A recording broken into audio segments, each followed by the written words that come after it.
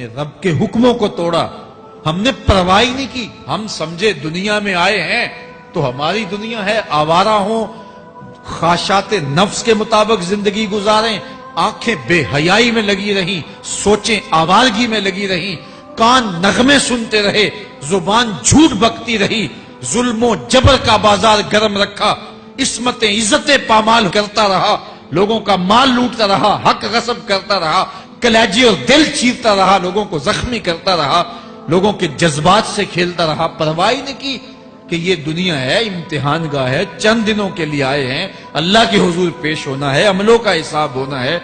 اب جب وہ دیکھیں گے کہ ہمارے ساتھ کیا ہونے والا ہے تو ان کے چہرے پہلے بگڑ جائیں گے. کیوں؟ وہ گمان کریں گے کہ ان کی ریڑھ کی ہڈی توڑ دی جائے گی. ایسے عذاب آئیں گے جس طرح کسی کی ریڑھ کی ہڈی ٹوٹ جائے تو اس کا چہرہ شگفتہ گلاب تو نہیں ہوتا، اس کا چہرہ جو ہے وہ تو کس قدر مرجھایا ہوا ہوتا ہے. تو اللہ ارشاد فرماتا ہے اس طرح ان کے چہرے ہوں گے. ابھی عذاب آیا نہیں ہے لیکن چہرے پہلے اترے ہوئے ہوں گے، اور جب عذاب کی بھٹی میں ڈالے جائیں گے، اللہ اکبر، اور وہ سخت عذاب. حضور نے جبریل امین سے پوچھا مجھے جہنم کے عذابوں کا ذکر سناؤ. عرض کی حضور سب سے ہلکے عذاب کی کہانی سناتا ہوں، اور وہ یہ کہ جہنمی کے پاؤں میں آگ کا جوتا رکھا جائے گا، باقی پورا بدن اس کا سلامت ہوگا. یہ سب سے ہلکے عذاب کی کیفیت ہے. اب پاؤں میں آگ کا جوتا ہوگا، حدت، گرمی، شدت اتنی ہوگی کہ دماغ پگھل کے ناک اور کانوں کے راستے سے باہر آ جائے گا. پاؤں میں رکھے ہوئے جوتے کی گرمی دماغ کو ایسے چڑھے گی کہ وہ پگھل جائے گا اور ناک اور کانوں کے راستے سے باہر آ جائے گا.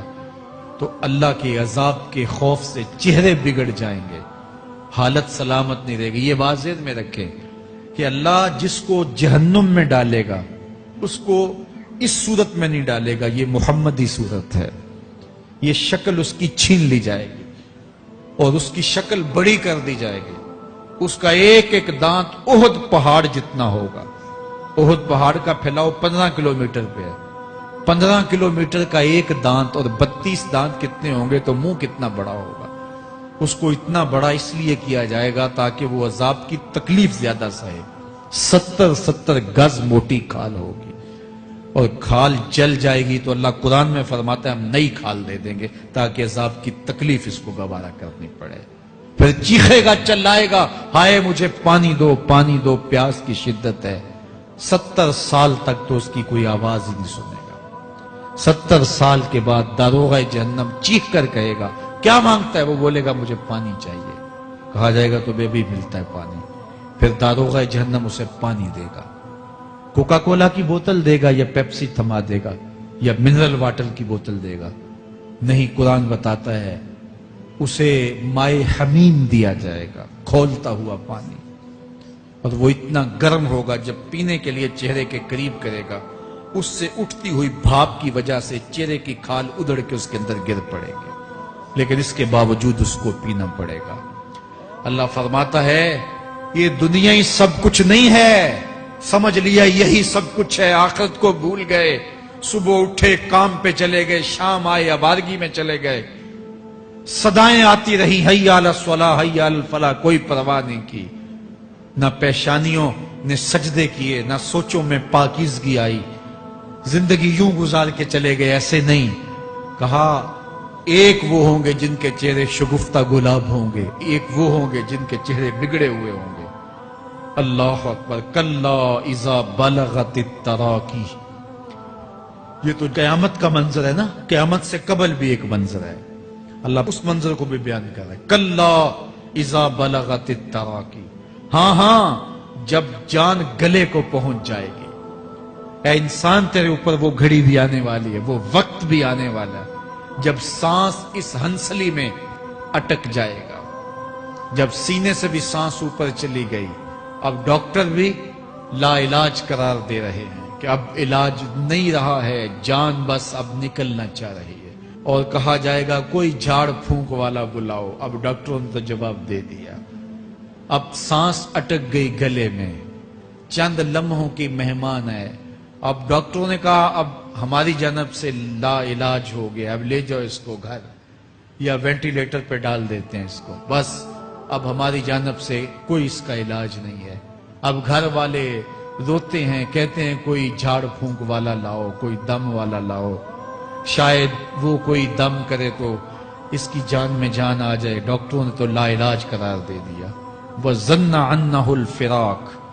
اللہ فرماتا ہے یہ تو جھاڑ پھونک والے کو ڈھونڈ رہے ہیں, لیکن جس کی سانس یہاں اٹکی ہے وہ سمجھ گیا ہے اب موت آ گئی ہے. اس کو یقین ہو گیا ہے کہ اب موت کے لمحے آ گئے ہیں, اب میں بچ نہیں پاؤں گا. اب آنکھیں تاڑے لگی ہوئی ہیں. وَالْتَفَّتِ السَّاقُ بِالسَّاقِ. پنڈلی پہ پنڈلی چڑھ رہی ہے. جب موت آ جاتی ہے تو پھر پنڈلی سے پنڈلی لپٹ جاتی ہے, اس کو پھر جدا کرتے ہیں اور جدا کر کے دونوں انگوٹھے باندھ دیتے ہیں تاکہ پنڈلی کے اوپر پنڈلی نہ چڑھے. اللہ وہ منظر بیان کرتا ہے, صاحب یہ وقت آنے والا ہے جب دونوں انگوٹھے باندھ دیے جائیں گے, جب ناک میں روئی ٹھونس دی جائے گی, جب چٹے لباس میں کفن دیا جائے گا, جب غسال کے سامنے بے بس پڑے ہوں گے, وہ چاہے یہ بازو اٹھائے چاہے یہ بازو اٹھائے, گرم پانی ڈالے یا سرد پانی ڈالے, جب بس پڑے ہوئے ہوں گے جو ہے وہ غسل دینے والوں کے, اور ناک میں روئی ہوگی اور دونوں انگوٹھے آپس میں بندھے ہوں گے. یہ محل, یہ ماڑی, یہ کوٹھیاں, یہ بنگلے جس کو سویر شام لگ کے حلال حرام کی تمیز کیے بغیر بنایا تھا, غوث اعظم رضی اللہ تعالیٰ عنہ بولے مکان بنا رہا ہے, بسیں گے اور حساب تو جا کے دے گا. اور یہ تو ایک رات بھی تجھے اس گھر کے اندر نہیں رکھیں گے کہ چلو ایک رات مہمان رکھ لیں. کہتے ہیں نہیں نہیں, مہمانوں نے بھی جانا ہے تو جلدی کرو, اس کو سپرد کراؤ. وہ تو تیرا لباس بھی پھاڑ کے اتاریں گے, خود غسل دینے کے لیے تیار بھی نہیں ہے. تجھ سے خوف آنے لگا ہے, جاندی واری ڈرونا بنے ہوتے, ہاتھ نہ لاندے ڈر دے, جنہ لئی تو پاپ کمائے اج کتھے نہیں تیرے کر دے. آج تو وہ تیرے ساتھ تجھے غسل دینے کے لیے آمادہ نہیں ہے. وَالْتَفَّتِ السَّاقُ بِالسَّاقِ. جب پنڈلی پہ پنڈلی چڑھنے لگ جائے گی, إِلَىٰ رَبِّكَ يَوْمَئِذٍ الْمَسَاقُ. اس دن تیرے رب کی طرف ہی لوٹ کے جانا ہے. فَلَا صَدَّقَ وَلَا صَلَّىٰ. اس نے نہ تو سچ مانا اور نہ نماز پڑھی. وَلَٰكِنْ كَذَّبَ وَتَوَلَّىٰ. ہاں جھٹلایا اور منہ پھیر کے چل پڑا. ثُمَّ ذَهَبَ إِلَىٰ أَهْلِهِ يَتَمَطَّىٰ. پھر اپنے گھر کو اکڑتا ہوا چلا. اولا لک فاولا ثم اولا لک فاولا. تیری خرابی آ پہنچی, ہاں تیری خرابی آ پہنچی. ایحسب الانسان ان یترک سدی. انسان دنیا میں یہ گمان کرتا ہے اس کو سدا چھوڑ دیا جائے گا. سدا عربی میں ایسے اونٹ کو کہتے ہیں جس کی مہار کسی کے ہاتھ میں نہ ہو. شترے بے مہار, جہاں مرضی جس گھاٹ سے چاہے پانی پیے, جہاں سے مرضی چارہ لے, تو شترے بے مہار کو کہتے ہیں سدا. تو یہ انسان بھی گمان کرتا ہے کہ میں بھی سدا ہوں, مجھے کوئی کیوں پوچھے, میرے جذبات پہ کوئی کیوں قدغن لگائے, مجھے کیوں روکے کوئی. بالخصوص جوانی کے ایام کے اندر جوان کو بڑا ہوتا ہے کہ کوئی مجھے کیوں. وہ تو ماں باپ کے کہنے میں بھی نہیں آنا چاہتا, وہ کہتا ہے کیوں مجھے روکتے ہیں, میری جوانی ہے, میرے جذبات ہیں, مجھے آزادی سے جینے دو, کیوں میرے راستے میں رکاوٹ بنتے ہو, میں سدا ہوں. اللہ فرماتا ہے نہیں, ایک اونٹ تو سدا ہو سکتا ہے جس کو میں نے اشرف المخلوقات بنایا ہے, اس کو تو سدا نہیں چھوڑوں گا, اس کو تو پابند بناؤں گا حکام کا.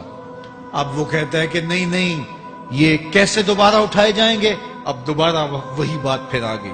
الم یکن نطفۃ من منی یمنی. اللہ فرماتا ہے ایک بوند تھی نا, پانی کا ایک قطرہ تھا جو رحم مادر میں رکھا گیا. ثم کان علقہ, پھر وہ پانی کا قطرہ لوتھڑا بنا. فخلق فسوی, پھر اللہ نے اسے پیدا فرمایا اور پھر ٹھیک ہموار کیا. فجعل منہ الزوجین الذکر والانثی, پھر اس سے وہ جوڑ بنائے, کوئی مرد بنایا کوئی عورت بنائی.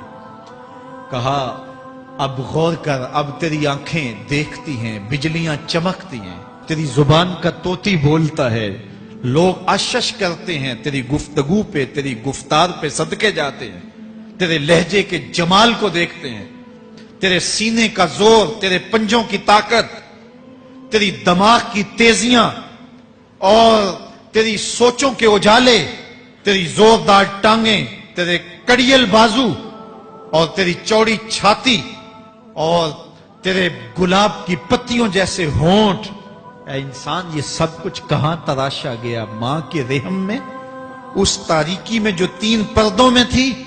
تیرا سر تیرے گھٹنوں میں تھا، اور تیرے رب نے وہاں تیرے اندر نسوانیت یا رجولیت کی صلاحیتیں پیدا کی، تیری آنکھوں میں چمک پیدا کی، تیرے کانوں میں نغمے بکھیرے، تیری زبان کے پٹھوں پہ قوت ذائقہ رکھی، تجھے بولنے کی صلاحیت دی، تیرے پنجوں میں زور رکھا۔ آج تو مفتی شہر ہے، آج تو علامۃ الدہر ہے، آج تو قاضی القضات ہے، آج تو منسٹر ہے، آج تو وزیر اعظم ہے، آج تو پہلوان ہے، آج تو شہزادہ ہے، آج تو بادشاہ ہے، آج تو زوراور ہے۔ آج تیری طاقت کے کیا کہنے؟ آج شیروں کو تو نچا لیتا ہے، ہاتھیوں کو تو بٹھا لیتا ہے، آج تو بڑا زوراور گھڑ سوار ہے۔ آج تیری طاقت کے کیا کہنے؟ تو کشتی کرتا ہے، زمانہ دیکھنے آتا ہے۔ آج تیری طاقت کے شوہرے ہیں، تیری عظمت کے تنتنے ہیں، لیکن انسان تو ایک ناپاک قطرہ تھا اور رحم مادر میں تھا۔ تیرے اندر یہ رنگ کس نے بھرے؟ تیرے کانوں میں نغمے کس نے رکھے؟ تجھے دماغ کی قوتیں کس نے دی؟ زبان کو بولنا کس نے سکھایا؟ آنکھوں میں توانائیاں کس نے رکھی؟ تیری زبان کا طوطی بولتا ہے، یہ سلیقے کس نے دیے؟ پھر اللہ فرمایا، کتنا زوردار بیان ہے، الیس ذالک بقادر علی ان یحیی الموتى۔ جو ماں کے پیٹ میں ایک نطفے کو ایک خوبصورت انسان بنا سکتا ہے، ہڈیوں کو جوڑ کے دوبارہ انسان نہیں بنا سکتا؟ کیا وہ دوبارہ تجھے کھڑا نہیں کر سکتا اپنے سامنے پیش ہونے کے لیے؟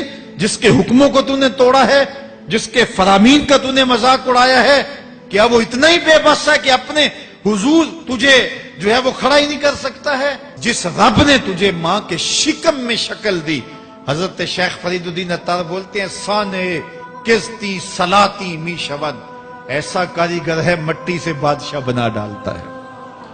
اس نے مٹی سے دارا و سکندر بنائے، اس نے مٹی سے جو ہے وہ رستم و سہراب بنائے، اس نے مٹی سے کیا کیا بنا دیا جو مٹی سے بادشاہ بنا سکتا ہے، جو نطفہ رحم مادر سے جو ہے وہ شکل اور صورت اور رنگ اور جمال بنا دیتا ہے۔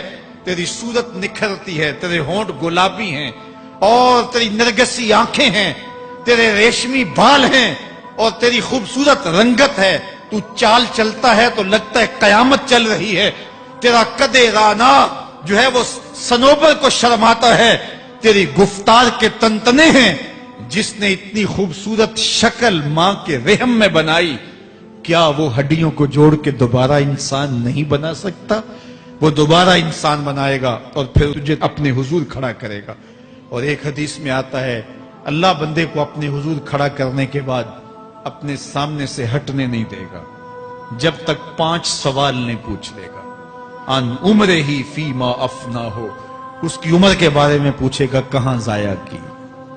میں نے تجھے زندگی دی، 60 سال 70 سال 40 سال 50 سال، اس زندگی کو کہاں گزار کے آیا ہے؟ ان شباب ہی فیما ابلا ہو، اس کی جوانی کے بارے میں پوچھا جائے گا، جوانی کہاں گزار کے آیا ہے؟ مجنوں تو نہیں بنا رہا، خواہشات کا اسیر تو نہیں ہو گیا، دیوانوں کی طرح زندگی تو نہیں گزار کے آ گیا؟ تیری جوانی کسی چوک میں تو نہیں گزری، تیری جوانی آوارگی میں تو نہیں گزری، ساری رات سوشل میڈیا کے اوپر گندگی اور غلاظتیں تو نہیں دیکھتا رہا؟ تیری زندگی گزری کہاں ہے؟ تیری جوانی گزری کہاں ہے؟ اگر کوئی جواب نہ ہوا تو پھر کیا جواب دے گا؟ اور وہ کتنا خوش نصیب ہوگا جو کہے گا، مالک میری جوانی سجدوں میں گزری، میری جوانی قیام میں گزری، میری جوانی رکوع میں گزری۔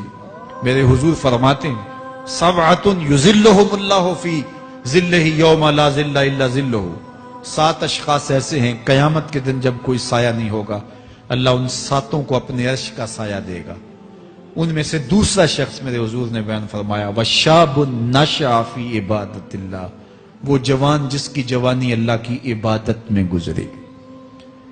جوانوں، اپنی زندگی کو مالک کی دہلیز پہ لے آؤ، جوانی وہی ہے جو مالک کی چوکھٹ پہ گزرے. اپنے دل کا تعلق جوڑو. عشق کرنا ہے تو پھر آمنہ کے لال سے کرو. محبت کا رشتہ ان سے جوڑو. تعلق کا ربط ان سے قائم کرو. جوانی کو دین کی راہ پہ ڈالو. اللہ اکبر. سنو میرے حضور کا فرمان, انا حبیب اللہ, میں اللہ کا حبیب ہوں. پھر فرمایا الشاب التائب حبیب اللہ, جو جوان جوانی میں توبہ کرے وہ بھی اللہ کا حبیب ہے. آؤ اللہ کے حبیب بن جاؤ, اللہ کے حبیب بن جاؤ, اللہ کے حبیب بن جاؤ, اللہ کے محبوب بن جاؤ. لیلۃ القدر کی گھڑیاں ہیں, رات کا پچھلا پہر ہے. اللہ کے حضور یہ عہد کر کے اٹھو, مالک جو زندگی گزر گئی, آئندہ جوانی کا ایک ایک لمحہ تیرے لیے گزرے گا. جیوں گا تو تیرے لیے, مروں گا تو تیرے لیے. میری ایک ایک سانس تیرے نام وقف ہوئی, میری زندگی کی ایک ایک ساتھ تیرے نام وقف ہوئی. میں اپنا سب کچھ تیرے لیے پیش کرتا ہوں. میری زندگی کا مالک بھی تو ہے, میری موت و حیات کا خالق اور مالک بھی تو ہے. یہ زندگی تو نے دی, تیری امانت ہے, تیرے حضور ہی پیش کرتا ہوں. اور لیلۃ القدر کی گھڑیوں میں اس عزم کے ساتھ گھروں کو لوٹو کہ اللہ میری زندگی کا ایک ایک لمحہ تیرے نام ہوا, آنے والے موسم تیرے نام ہوئے, میری جوانی تیرے نام ہوئی, میرے آنسو تیرے نام ہوئے, میری پیشانی تیرے نام ہوئی, میرے دل کی دھڑکن تیرے نام ہوئی, میری صلاحیتیں تیرے نام ہوئی. میری زبان بولے گی تو تیری تسبیح بولے گی, تیرے ذکر کے ترانے پڑے گی. میرے کان سنیں گے تو قرآن کے نغمے سنیں گے. میری آنکھیں دیکھیں گی تو مالک تیری قدرت کی نشانیاں دیکھیں گی, تیرے رسول کا روضہ دیکھیں گی, تیرا کعبہ دیکھیں گی. مالک میری زبان سچائی کے نور سے مالا مال ہوگی اور میں ساری زندگی تیرے نام کرتا ہوں. اور جب آپ اپنی ساری زندگی اللہ کے نام کر دیں گے تو پھر وہ پوری کائنات تمہارے نام کر دے گا. کی محمد سے وفا تو نے تو ہم تیرے ہیں, یہ جہاں چیز ہے کیا لوح و قلم تیرے ہیں. اللہ آپ سب کو اپنی پناہ میں, امان میں اور حفاظتوں کے ساتھ میں